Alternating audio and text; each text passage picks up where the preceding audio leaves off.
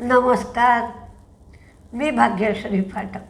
Market आणि मी हा सोप्या मराठीतून शेअर मार्केट समजावून सांगण्याचा माझा एक उपक्रम आहे.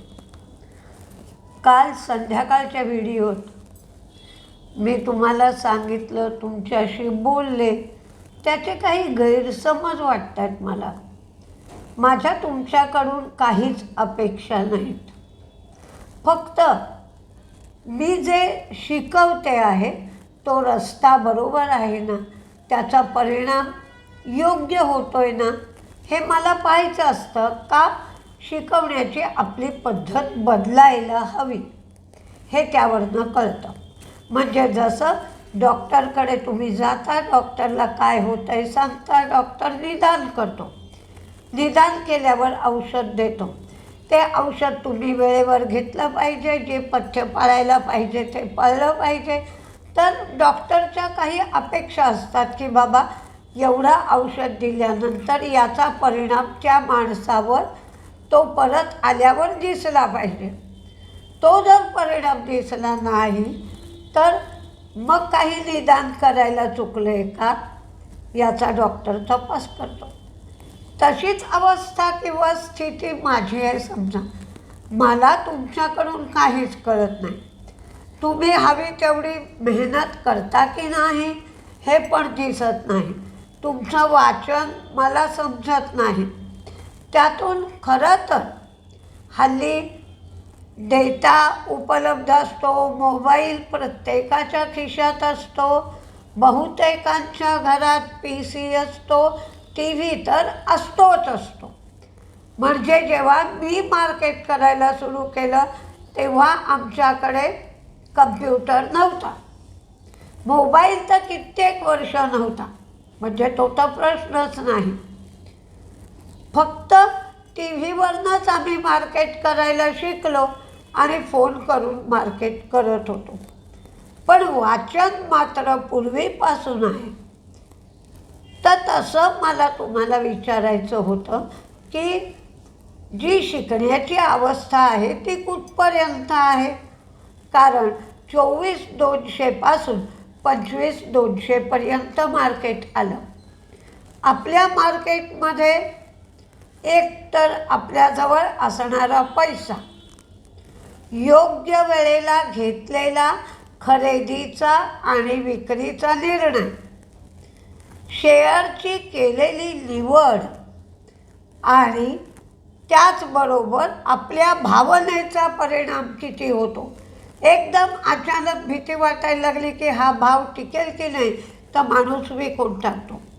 आणि आपल्याला लागलेली शिस्त की बाबा मी कचरा शेअर घेणारच नाही. एक आपण घातलेले नियम की मी किती प्रॉफिट घेईन. तर तुम्ही काय नियम स्वतःला घालून घेतलेत हे मला पाहायचं होतं. तर ते काहीच कुठल्या कमेंटमध्ये मला मिळालं नाही. आणि माझी यत्किंचितही एकही सिंगल रुपयाची कोणाकडूनच अपेक्षा नाही. पण हे शिकवण्याच्या दृष्टीने वेगळं क्षेत्र आहे आणि ह्याची ॲप्लिकेबिलिटी म्हणतो आपण, एक सायन्सचा सिद्धांत मानतो आणि त्याचं ॲप्लिकेशन करतो. किंवा आपण मुलांचा अभ्यास घेतो आणि त्याचं मार्कात रूपांतर बघतो.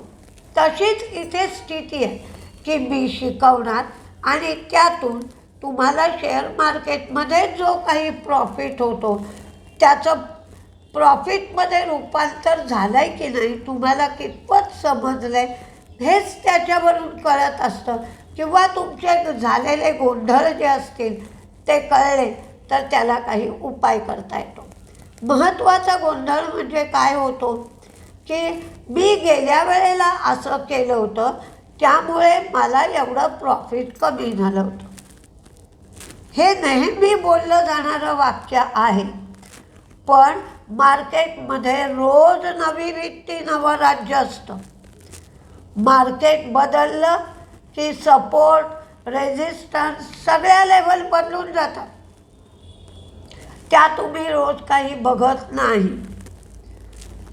प्रत्येक कंपनीत काही ना काही चांगलं किंवा वाईट घडत असतं. कंपनीची स्थितीसुद्धा बदलत असते. त्याप्रमाणे आपल्याला घ्यावे लागणारे निर्णय बदलतात. गुंतवणूक ही फक्त ठराविक काळातच करता येते, ज्या वेळेला शेअर स्वस्त मिळतात. इतर वेळेला आपण करतो ते trading. Intraday, short term, medium term किंवा लाँग टर्म म्हणजे 1-1.5 वर्षासाठी. बाकी मग 3 वर्षासाठी, 5 वर्षासाठी ही सगळी इन्व्हेस्टमेंट असते. आणि इन्व्हेस्टमेंटसाठी घेतलेले शेअर एकदम स्वस्तात मिळायला पाहिजेत. चांगले शेअर निवडून घेतले पाहिजेत, म्हणजे तुम्हाला 5 वर्ष 10 वर्ष ते शेअर ठेवता येऊ शकतात. आता एक प्रश्न दोघा-तिघांचा आला आहे की इंट्राडेसाठी तुम्ही म्हणाला होतात की सेक्टर बघायचे, अर्थातच, आणि व्हॉल्यूम बघायचं. एकदम काही इंट्राडेसाठी पोझिशन घ्यायची नाही, व्हॉल्यूम गरजेचे आहे. मग सकाळी जेव्हा तुम्ही बघता तेव्हा निफ्टी IT वाढतो आहे का, निफ्टी FMCG वाढतो आहे का, निफ्टी कॅपिटल गुड्स वाढतो आहे का, हे तुम्हाला बघावं लागेल. ऑइल अँड गॅस सेक्टर वाढतो आहे का, कोणत्या क्षेत्रात आज मूव्हमेंट आहे आणि कोणत्या शेअरमध्ये किती व्हॉल्यूम आहे. व्हॉल्यूमशिवाय इंट्राडे होणं अशक्य आहे. की बाबा इतके दिवस शुगर सेक्टर दिसत नव्हता, आज अचानक सगळे शुगरचे शेअर्स तेजीत आहेत, म्हणजे आज शुगर सेक्टरमध्ये रॅली आली आहे किंवा पेपर सेक्टरमध्ये रॅली आली आहे किंवा फुटवेअर सेक्टरमध्ये रॅली आली आहे का, याकडे निरीक्षण करावं लागतं. त्यानंतर ट्रेडिंगसाठी मी किती प्रॉफिट घेणार हे ठरवावं लागतं.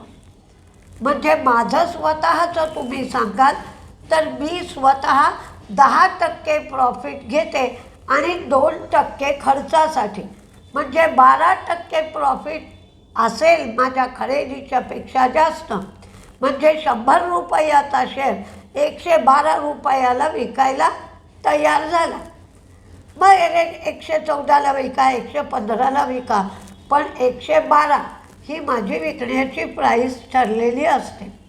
तसं तुम्ही स्वतःचं काही गणित घाला.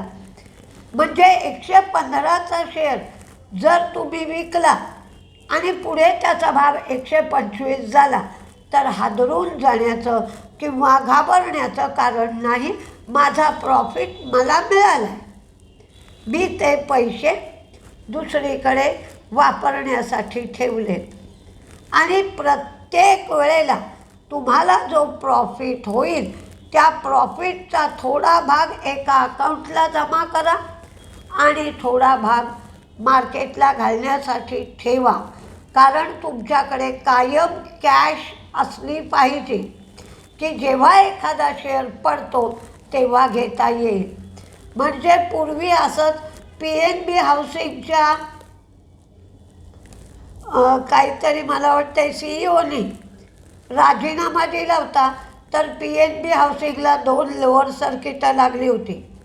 आज तसंच केन्स टेक्नॉलॉजीचे CEO राजेश शर्मा यांनी अचानक राजीनामा दिला. काही खाजगी कारणं त्यांनी सांगितले असा उल्लेख केला, पण त्यामुळे 350 रुपये शेअर पडला.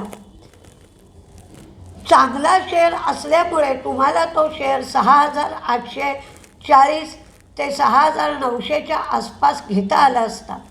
सकाळी त्याचा भाव 7,300 होता. असं जर लक्ष देऊन तुम्ही इंट्राडे केलात तर तो 6,850ला घेऊन पुन्हा तो 7,200 झाला होता. तेव्हा तुमचा अगदी 100 रुपयाचा इंट्राडे ट्रेड झाला असता. 10 शेअर घेतले असते तरी तुम्हाला 1,000 रुपये मिळून गेले असते. त्यामुळे मार्केटमध्ये लक्ष पाहिजे की बाबा मला योग्य अशी बातमी मिळाली तर इंट्रा केला तर कमी वेळामध्ये अधिकाधिक फायदा घेता येतो. एवढ्याच काही अपेक्षेने मी काल तुमच्याशी बोलले होते. बाकी कोणत्याही प्रकारची माझी अपेक्षा नाही. मी लहानपणापासून शिकवते आहे, पण जे शिकवते ते शालेय शिक्षण होतं.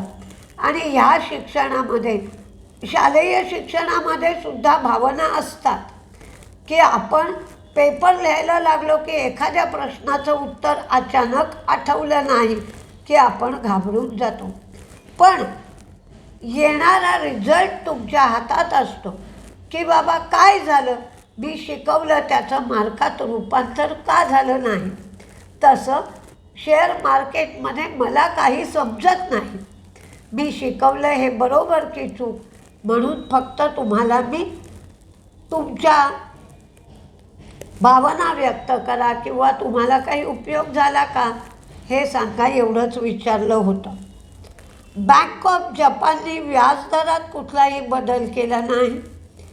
त्याचप्रमाणे बँक ऑफ जपानची महागाई, कोअर महागाई कमी झाली 3.1% 2.7% झाली.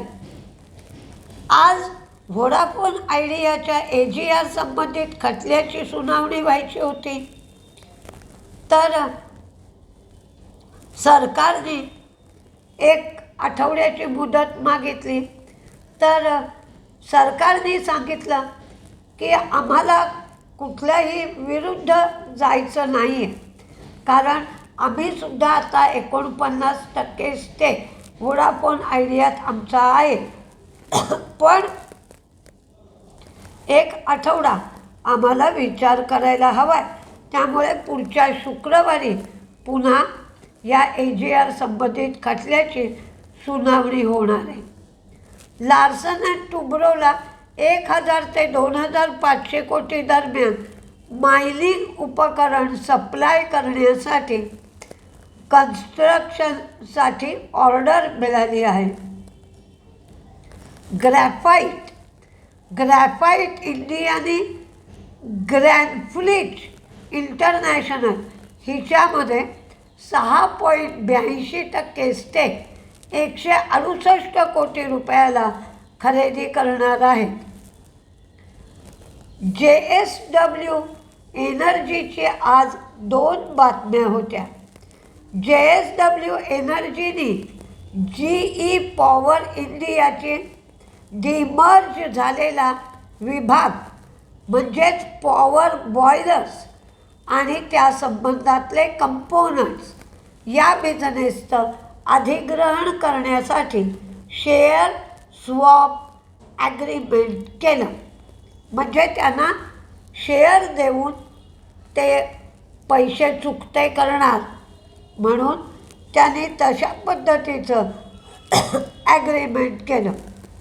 आणि दुसरं, JSW एनर्जीची एक JSW निओ एनर्जी ही सबसिडियरी आहे. या सबसिडियरीनी नॉर्वेच्या स्टॅटक्राफ्ट AS या कंपनीकडून टिडॉंग पॉवर जनरेशन या कंपनीमध्ये 100% स्टेक $196.1 मिलियन घेणार असं सांगितलं. त्यामुळे JSW एनर्जीचा शेअर आज तेजीत होता. कृपा करून कुठलाही गैरसमज करून घेऊ नका. मार्केटची वाट जी आहे ती वळणावळणाची आहे. आपण लोकलमधून नवीन माणूस उतरतो किंवा गावाकडनं आलेली माणसं चढायला घाबरतात, उतरायला घाबरतात, तशीच मार्केटची अवस्था आहे. नवीन मार्केटमध्ये शिरतो त्याला 2 शेअरसुद्धा घ्यायला भीती वाटते.